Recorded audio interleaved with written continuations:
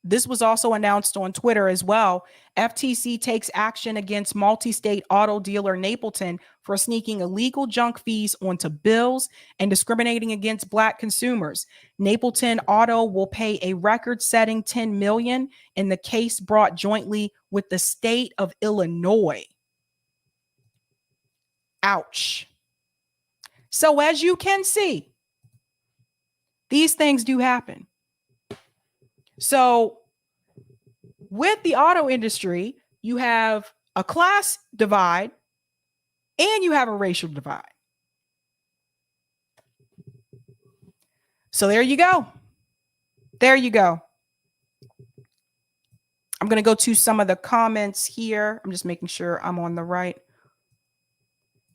page here. JB says cutting back production also equals layoffs and reduced hours for workers. That's true, 100%. Teddy G, my next car, shoe leather. JB says years ago, my mom got swindled into extremely high monthly payment. Blue Moon Red Wine is here. God, I got to work out our car lease. What a pain. That's right. JB says that's his local news station. I'll take that comment on Rockfin, Eric. Thank you for the tip on Rockfin, Roger. Sab, I want you and the family to not look at this wolf clip as the glass half empty, but half full.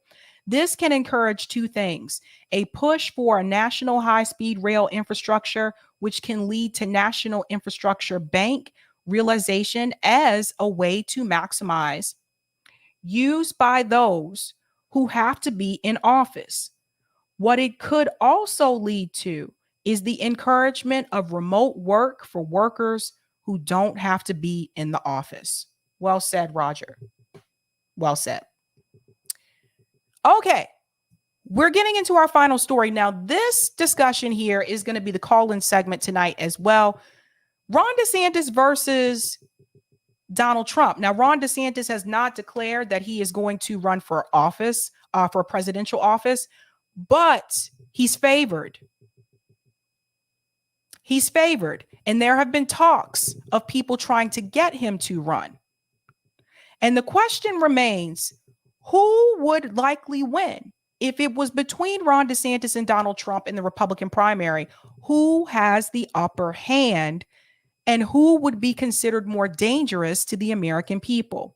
Now, I looked at numbers from a couple of months ago, and I looked at recent numbers, and I think you may be surprised by what you see. So Politico put out an article recently. Florida legislature poised to change the law to aid in a DeSantis presidential run. This is how bad they want Ron DeSantis to run for president. They're willing to go as far as changing the law so he can run. I kid you not. Let's get into it. All right, here we go. Florida's top Republican leaders say they are willing to change state law to smooth the way for Governor Ron DeSantis to run for president in 2024. Both Speaker Paul Renner and Senate President Kathleen Passidomo, both of whom were sworn into their new spots on Tuesday, agreed it would be a good idea to make it clear that DeSantis would not have to resign if he wound up becoming the GOP nominee.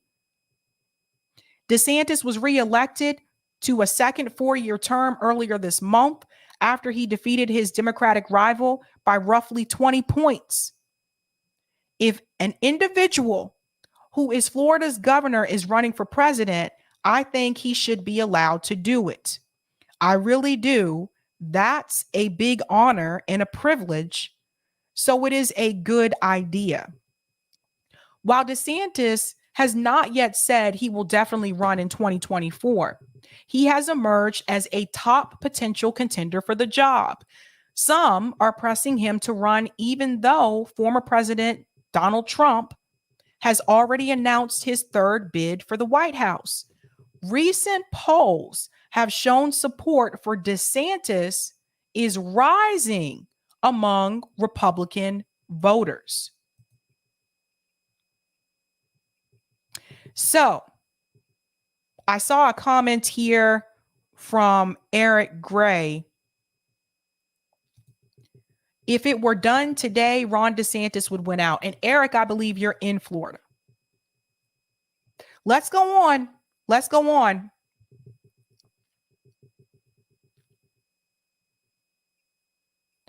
Okay. Florida law requires anyone running for a new office to put in an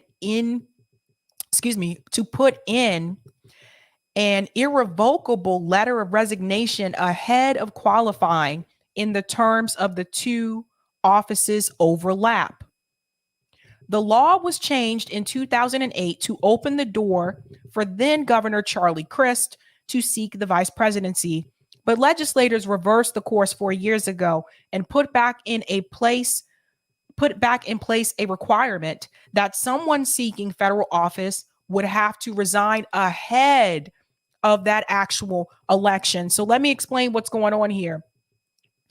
Because Ron DeSantis ran again for governor, ran for re-election, if he wanted to run for president in 2024, he actually would have had to resign as governor.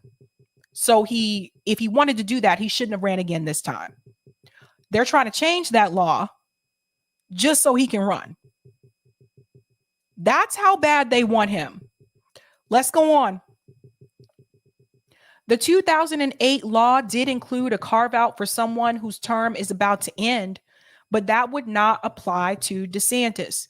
The carve out allowed then Governor Rick Scott, who defeated incumbent Senator Bill Nelson that year, to remain in office until the day DeSantis was inaugurated. Renner said that proved state legislatures had been inconsistent about the state's resign to run law, and that was one reason he was open to changing it again. Politico reported earlier this month that those close to DeSantis say he has not made a final decision about running for president, but that if he does, he would likely wait until after the 2023 session that starts in March. That would also be the time the Florida legislature, which now has a GOP supermajority in both chambers, would consider changes to the state election law. Florida legislatures routinely pass election law changes in non-election years. DeSantis has brushed aside talk of a possible presidential run, including the potential confrontation with Trump, telling people to chill out. It was Trump's endorsement that catapulted DeSantis ahead of then Agriculture Commissioner Adam Putnam in the 2018 Republican primary. Trump recently attacked DeSantis for playing games by not announcing his presidential ambitions. He says, "I'm only focused on the governor's race. I'm not looking into the future." Well, in terms of loyalty and class, that's really not the right answer. Now, that came from President Trump. So, yeah, he did take a shot at DeSantis. I don't know if I mentioned that to you guys before, but he did take a shot at him, kind of like, nah. A Trump-DeSantis confrontation would likely split many Florida Republicans, with some, such as Representative Matt Gaetz, who was a part of DeSantis' 2018 transition team, backing Trump. When asked on Tuesday to choose between Trump or DeSantis, a smiling Pasidemo said, "Wait." Asked a second time, said, "What?" Asked a second time, "Trump or DeSantis?" She said again, "What?" And then returned to her office.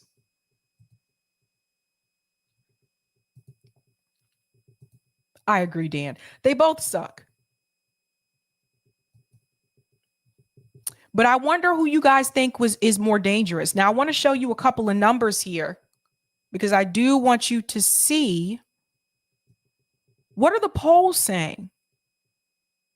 Now, this is from 538, and I know sometimes their numbers have been off in the past. But for shits and giggles, let's see if they're right this time. Why Trump is favored to win the 2024 Republican presidential primary. Again, this is coming from 538. Let's see what they are talking about here. Listen to this. Make it a little bit bigger. First, Trump remains popular and influential among Republican voters. See, guys, this is what I was telling people earlier on RBN. People who think that Trump's base is completely like, well, yeah, we're not feeling this anymore. They're wrong. They're wrong. He is still very popular among his base for the most part. Some people have walked away, but for the most part, not so much. Not so much. According to Civics, 80% of registered Republican voters have a favorable view of the former president, and only 11% have an unfavorable view. Guys, 80% favorable. Admittedly, he is a little less popular than on Election Day 2020, when 91% viewed him favorably, but the decline has been gradual. So it's telling you it didn't happen overnight, which also means if the decline has been gradual, then that means that what happened last January, and I've got to be careful when I talk about it on here, what happened last January at the Capitol didn't really change that many people's opinion. It says that the drop has been gradual. And we're going to look at that now. So it goes to show you Trump remains very popular among Republican voters. Let's look at this. 2020, that was election day, favorability 91%. You see that there has been a gradual decrease, but the fact that he still stands at 80% after everything that's happened, that says something. That tells you, that's why I keep telling people his base is still very much supportive of him for the most part. Now, let's go down here. That's that unfavorable percentage there, which is 11%. Let's see if that was lower before. Yes. At 1.5%. Now let's go on because there's another chart here that I want to show you as well. Granted, that isn't as impressive as it seems. Several times Trump endorsed candidates who were already well on their way to winning. And Trump's endorsees did fail to win certain highly watched contests, like the primary for Georgia governor. But just as often, Trump's endorsement seemed to give a meaningful polling boost to its recipient. For example, Ohio Senate candidate and author J.D. Vance went from trailing in the polls before Trump's endorsement to leading in almost every survey afterward. Now, that being said, that did not happen in a lot of the other races. A lot of the other candidates, most of the Trump endorsed candidates did not win.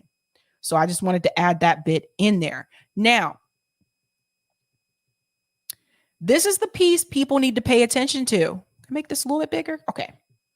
Trump has led early polls, but DeSantis has been creeping up. And this is what I want people to zero in on here. Now, Donald Trump is the green line. Ron DeSantis is the purple line. I don't know why they put Mike Pence in here. Mike Pence is the yellow line. I don't think anybody wants a robot for president. I'm sorry. That guy has zero personality, man. Zero personality. All right. So, as you can see, the polling numbers now, this is from November 4th to November 14th. Trump is polling the highest among the Republican base for the Republican presidential primary. But Ron DeSantis is here in the purple. And if you go all the way over here to November, you see he's starting to creep up. That's what people need to be concerned about. He's starting to creep up as well. Both of them are horrible. But the question is, who would be more dangerous? You have to look at it this way. Trump's already been in office, so we know what he's about. We know what he could do. Some people may look at that as, okay, well, we already know his game, so we would be better off with DeSantis. But then at the same time, you don't know what DeSantis would be like as a president. Some people may see that as a positive. Some people may say, let's give him a chance. But you can do both sides of this. Like some people may say, like Eric says here, DeSantis is way more dangerous, Sabby. Trust me. That's how I feel too. Based on what I've seen over the past year and a half, I think Ron DeSantis might be more dangerous, to be honest. Whereas with Donald Trump, we kind of know where he stands, for the most part. Either way, both of them are awful. Let's go on. There's one more chart I want to show you here as well. And again, remember, this is 538. So, sometimes they're not as accurate as good. Early polling leaders often win primaries. Average support in the polls taken in the first half of the year before presidential primaries, 1972 to 2016, for candidates with high name recognition and their chance of winning the nomination. Let's take a look at this. Candidates polled like Trump won the nomination 75% of the time.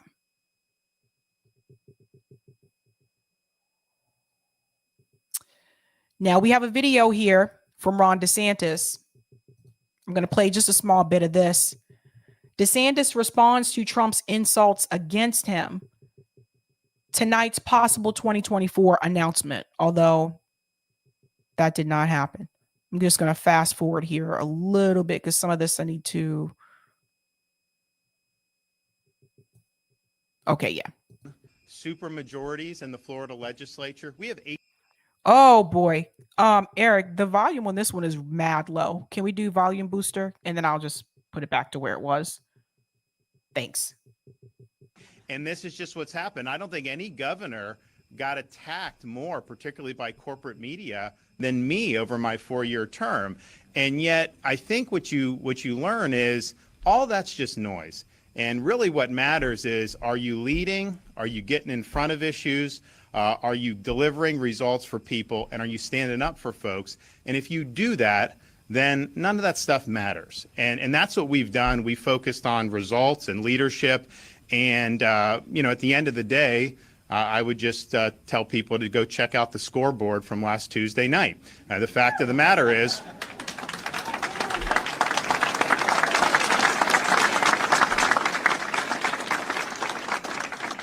the fact of the matter is, it was the greatest Republican victory in the history of the state of Florida. And I hope everybody heard that. This is why I was telling people he's more popular than some people think. It wasn't even close between him and Chris. It wasn't even close. And now Florida has a Republican-led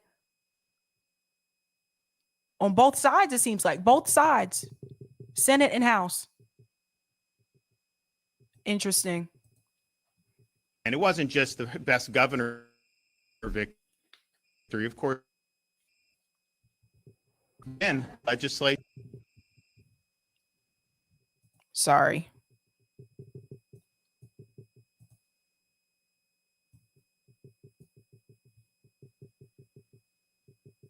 Okay, let's try this again. At a press briefing on Tuesday, Florida Going to face incoming. That's just the nature of it. But that's not ultimately what matters to people. I'm sorry. I have to do this again. Eric, can you do the volume booster again? Thanks. What matters to people is, are you standing up for them? Are you leading? And are you getting things done? And we are. Yes. We love you.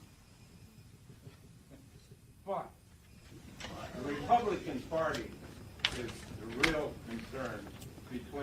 Republican Trump. And I know you're not at fault. How do we make it better? Well, look, I mean, I think some of this stuff gets a little bit overdone in some of the media. I mean, at the end of the day, you know, you had an election nationwide. There were some success stories across the country. I mean, I think Georgia governor, I think Ohio, I think Texas, but there were a lot of disappointments. I mean, that's just the reality. It was a hugely underwhelming, disappointing performance, especially given that Biden's policies are overwhelmingly unpopular. People think the country's going in the wrong direction. When that happens, they almost always want to choose to correct that by going. Yet in a lot of these states, you know, they didn't do that. Well, the one place I think that people can look to as the blueprint is Florida, because what have we done? I mean, you know, we came in, I had a very close election. In fact, before I became governor, 2010, 2012, 2014, 2016, 2018, all the major races, governor, presidential, were 1 point or less for that time. So in my race was less than a point in 2018. And so we came in to a very, very large, diverse swing state, and we led. And we were on offense, and we didn't shy away from big issues. We took on those issues, and we won victory after victory for the people of Florida. Of course, when you had COVID come, you know, I had to stand on the wall and say, you know what? We're not going to let this state descend into a Faucian dystopia. We're going to stand up for people. We're going to keep things going. And so we did that, and people appreciate that. But we were bold throughout this whole 4 years. I didn't didn't have my finger in the wind. I wasn't trying to contort myself into being something that I'm not. Everyone knew where I stood. Everyone knew what we were doing, and we did it. But I think what it shows is that, you know, if people see that you're leading and they see that you mean what you say and say what you mean, and that you're willing to and you're able to deliver results, we get people to vote for us who may not be in our party, and that's that piece right there. He said, we get people to vote for us who may not even be in our party. And I've heard this before too. And Eric, Eric Gray, I don't know if you're going to join the call in after the show tonight, but if any of you are listening and you're in Florida, I would love to hear your takes on this tonight on call in, because I had a feeling that some of the people who voted for him were not necessarily Republican. I had a feeling about this. It's really what you need to do. You don't win by 1.5 million votes if you only get your own party. And so what we were able to do, yes, obviously we got a lot of Republicans turning out because they were supportive, and we appreciate that. But, you know, we won independents by between 15 and 20 points. We probably won 60% of Hispanics statewide. That's a record. No Republican has ever done that. I don't think anyone's ever done that. You guys hearing this? Yeah, I'll be at the call and say, okay, great. Awesome. You guys hearing this? They won like independents by what, 15 to 20 points? I'm telling you, if you want to see the full video, I'm not going to play the whole thing. But I can, Eric, if you can put the link to that in the chat, if people want to see the full conversation there. But I'm telling you guys, I see a lot of people always talk. I've seen people talking about Trump all year long, and Trump ain't even in office. And my thing is, like, while y'all talking so much about Trump, Ron DeSantis, he's creeping up the ladder in reference to popularity. And I believe he would be worse than Donald Trump. But here we are. Let me go ahead and get to the super chat here. Thank you for the super chat, Cool Blue.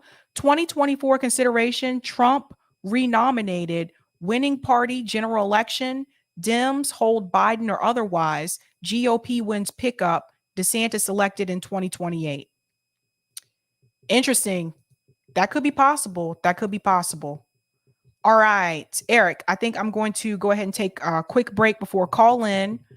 And did I even put call in up here? Oh, it's on here somewhere. Oh, yeah. Okay. All right. I'm going to take a quick break before call in, and then I'll be back. All right. How's everybody doing on Friday night here after Thanksgiving? This is where we give Sabby a little break before the call-in starts, and you can do call-in either through. Here, let me get that link in here again. You can do call-in. You can hit the link and do call-in through the browser, or you can put call-in on your phone in the phone app and get at it that way. But Sabby will be back shortly, and then we'll be jumping over to that. All right, we got a few more chats in here we can hit. Hey, everybody. And thanks for the kind words. Let's see here. Yeah, she read one. Here we go. From Eric Gray. Yeah, DeSantis is way more dangerous. I think she actually read that one. All right, see what we got.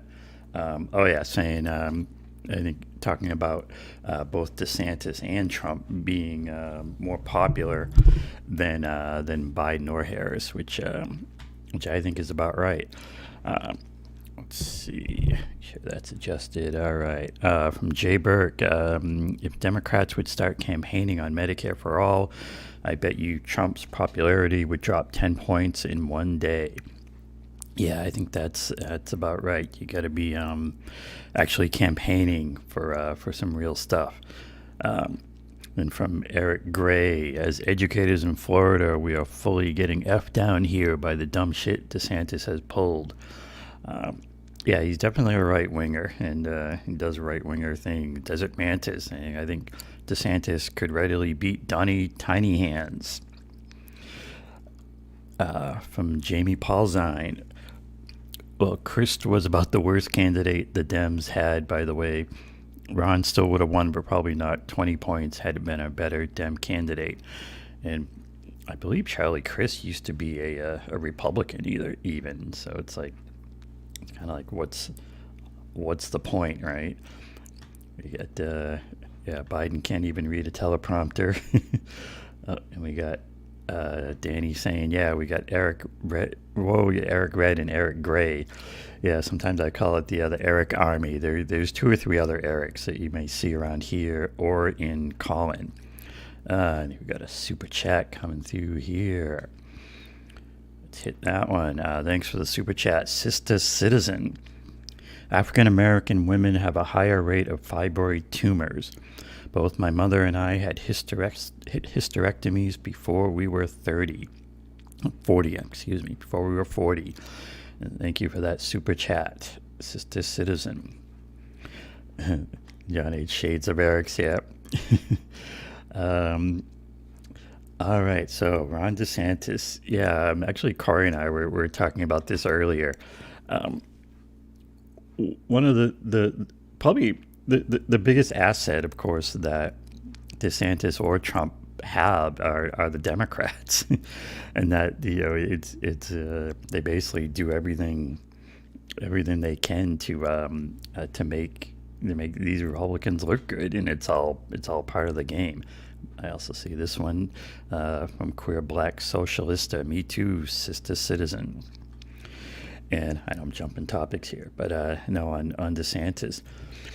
During all this COVID stuff, I mean, it's frankly the Democratic governors and the whole, everything with Fauci and all this stuff made someone like DeSantis look good. And as much as I hate 90% of what he does and what he stood for, it was when it came to COVID. I mean, if you have your choice between DeSantis and Fauci, I mean, and so.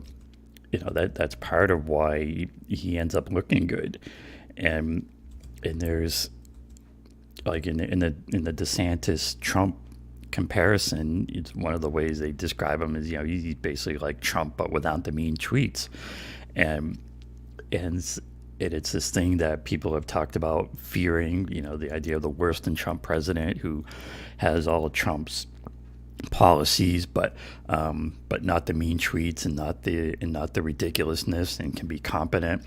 And so it's like, he could be dangerous, and I don't know, it's all crazy.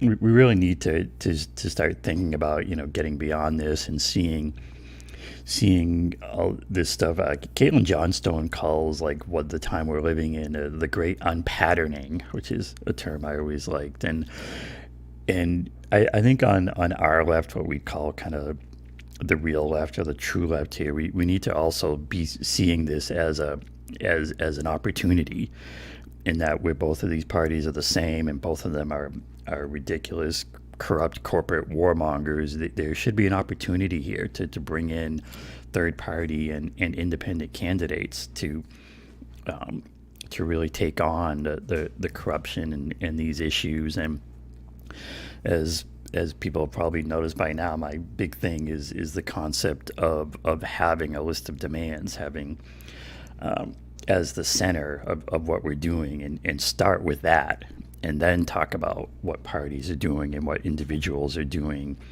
and so forth. And towards that end, I've actually been working on, actually I'll bring it up here. While we have a little bit of time, is I've actually launched a site called 11demands.com. All right, Sabby's back. We don't have to bring that up now.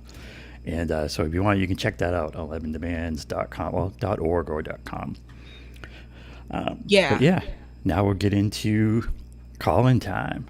All right, let's do it. it. So use on the call-in. All right, guys, we are heading on over to call-in. Did I put the link here? Oh, here it is. I forgot to put that up.